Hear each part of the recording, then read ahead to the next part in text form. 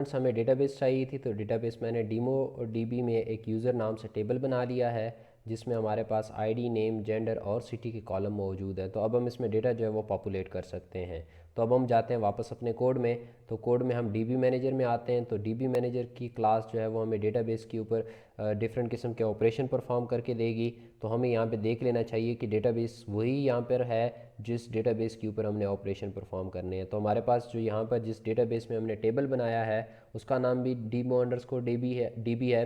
और यहाँ पर हमारे पास जो डीबी मैनेजर में आपके पास जो डेटाबेस का नेम है दैट इज़ डीमो_डीबी। अगर ये डिफरेंट होता तो फिर मुझे यहाँ पर चेंज करना पड़ता, क्योंकि मैं उसी एप्लीकेशन में चेंजेस कर रहा हूँ, दैट्स वाई मैं इसको यहाँ पर उसी डेटाबेस में मैंने बना लिया। अब हम बात करते हैं ज़रा सेव के बटन की। तो सेव के बटन का इवेंट हैंडल करने के लिए हमें यहाँ पे लिखना पड़ेगा।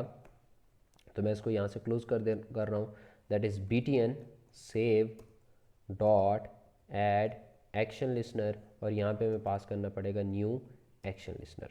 तो हम यहाँ पे न्यू एक्शन लिसनर की बात करते हैं। तो आपके पास यहाँ पर आ गए।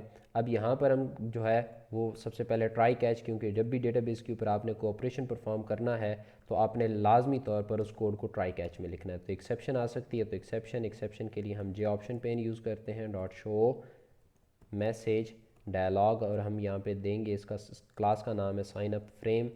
तो sign up frame dot this, और जो मैसेज है मैसेज हमारे पास होगा, जो हमारे पास एक्सेप्शन आएगी तो हम ex डॉट टू स्ट्रिंग करते हैं। तो यहाँ पर हमने करना क्या है, हमने सारी की सारी वैल्यूज़ गेट करनी है। तो मैं कहता हूँ string id equal to txt id dot get text. तो id में से वैल्यू आ गई, नेम में से वैल्यू गेट करनी है। तो मैं कहता हूँ txt name equal to dot get text. तो आपके पास नेम से वैल्यू आ गई। अब सिटी से वैल्यू चाहिए, तो मैं कहता हूँ string city equal to txt city dot get text. तो सिटी से वैल्यू आ गई। अब हमें चाहिए वैल्यू ऑफ जेंडर, तो हम कहते हैं string gender equal to cmbx gender dot get selected item dot to string. अब हम बात करते हैं डीबी मैनेजर की। तो डीबी मैनेजर का ऑब्जेक्ट बना लेते हैं क्योंकि हमें उस क्लास की ज़रूरत है। तो हम obj_mgr equal to new DB manager, तो हमारे पास डीबी मैनेजर का ऑब्जेक्ट बन गया। अब हम बात करेंगे क्यूरी की। तो हम लिखेंगे string query equal to string dot format. तो हम लिखेंगे query that is insert into user values. तो हम कहते हैं वैल्यूज़ क्या क्या होंगी, हम कहते हैं जी हमारे पास वैल्यूज़ होंगी कुछ इस तरीके से।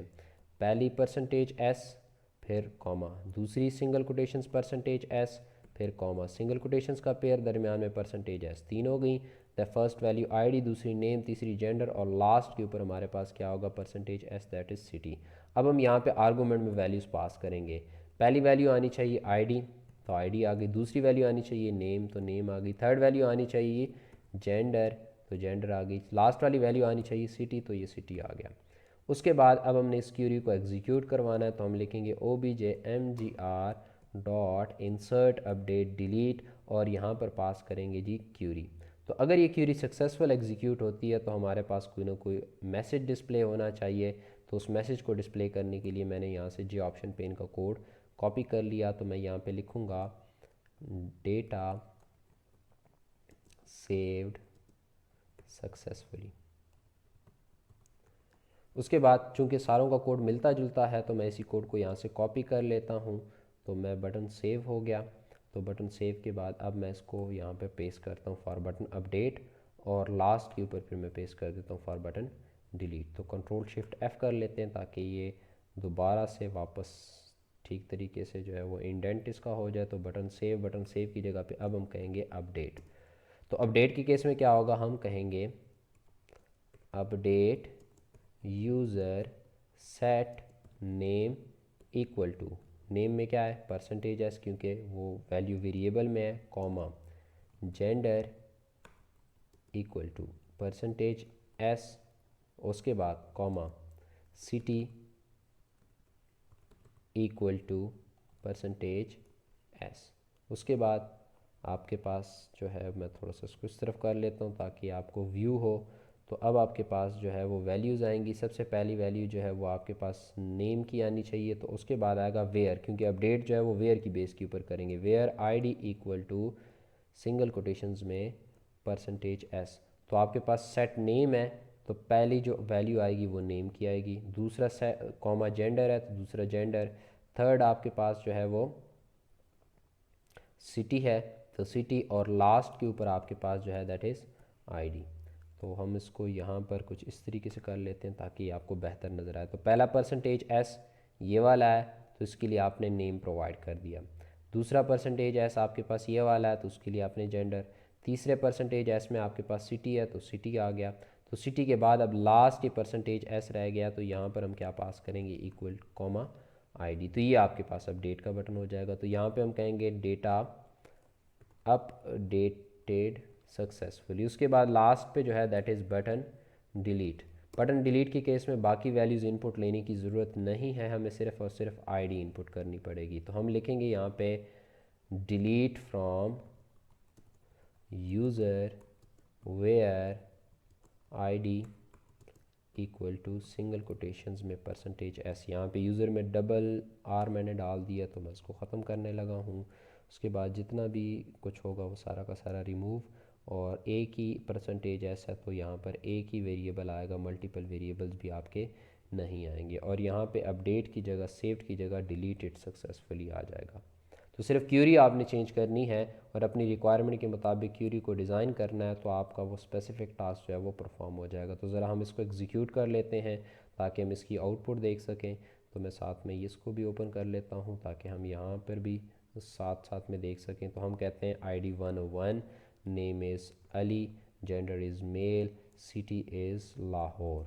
तो हम कहते हैं सेव के बटन के ऊपर क्लिक किया तो हमारे पास ये इनकरेक्ट सिंटैक्स नियर यूज़र, तो इसका मतलब है हमारे पास कहीं ना कहीं सिंटैक्स एरर है इंसर्ट के बटन में। तो इंसर्ट इनटू यूज़र वैल्यूज़, तो that has to be inserted. तो हम कहते हैं incorrect syntax near the keyword user, तो हम कहते हैं इंसर्ट इनटू यूज़र वैल्यूज़। तो यहाँ पर तो कोई एरर नहीं नज़र आ रहा। तो वैल्यूज़ की स्पेलिंग है insert into values, button save. तो एक्चुअली ये जो एरर है, एरर हमारा इस वजह से है क्योंकि यूज़र जो है वो आपका DBMS में कीवर्ड है। जैसे अगर मैं यहाँ पे लिखता हूँ यूज़र, तो देखिए ये आपके पास ब्लू हो गया, ये कीवर्ड है तो कीवर्ड को एक्सेप्ट नहीं कर रहा, तो कीवर्ड को हम फिर स्क्वायर ब्रैकेट्स में लिखते हैं। तो हमसे एक मिस्टेक हो गई है कि टेबल का नेम हमने ऐसा रख लिया जो कि कीवर्ड है, तो कीवर्ड को ख़त्म करने के लिए फिर उसके इर्द गिर्द हमें स्क्वायर ब्रैकेट्स लगानी पड़ेंगी। तो यहाँ पर जहाँ जहाँ पर यूज़र है तो वहाँ पर हमें इसके साथ स्क्वायर ब्रैकेट्स यूज़ करनी पड़ेंगी। तो हम कहते हैं सेव के बटन में भी यूज़र की बात आ रही है तो यहाँ पर भी हम स्क्वायर ब्रैकेट्स का लगा सकते हैं और यहाँ पर भी हम लगा देते हैं। तो अब हम इस एप्लीकेशन को ज़रा एग्जीक्यूट करते हैं। तो आफ्टर एग्जीक्यूशन ज़रा इसकी आउटपुट देखते हैं कि क्या रिक्वायर्ड आउटपुट हमें अचीव हो रही है या फिर नहीं। जैसे मैं कहता हूँ मैं इसको SQL सर्वर की तरफ ही ले जाता हूँ ताकि हम उसको वहाँ पे भी एग्जीक्यूट कर सकें। तो हम कहते हैं 101 दैट इज़ अली, और हम कहते हैं दैट सिटी इज़ लाहौर। तो हम कहते हैं सेव किया, तो सेव से हमारा डेटा सक्सेसफुली सेव हो गया। तो हम इस क्वेरी को एग्जीक्यूट करते हैं तो आपके पास ये इन्फॉर्मेशन आ रही है।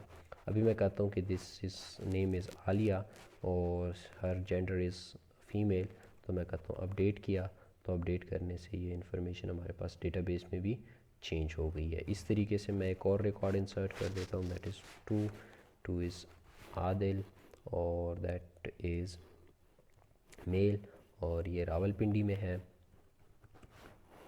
तो रावलपिंडी सेव किया तो हमारे पास एक और इन्फॉर्मेशन जो है वो सेव हो गई। इस तरीके से अगर किसी इन्फॉर्मेशन को आपने डिलीट करना है तो मैं कहता हूँ 101 को डिलीट करें, तो डिलीट के बटन पे क्लिक किया तो डिलीशन भी सक्सेसफुल। तो हम इस क्वेरी को एग्जीक्यूट कर लेते हैं। तो अब आपके पास डेटाबेस में वो इन्फॉर्मेशन जो है वो डिलीट हो चुकी है।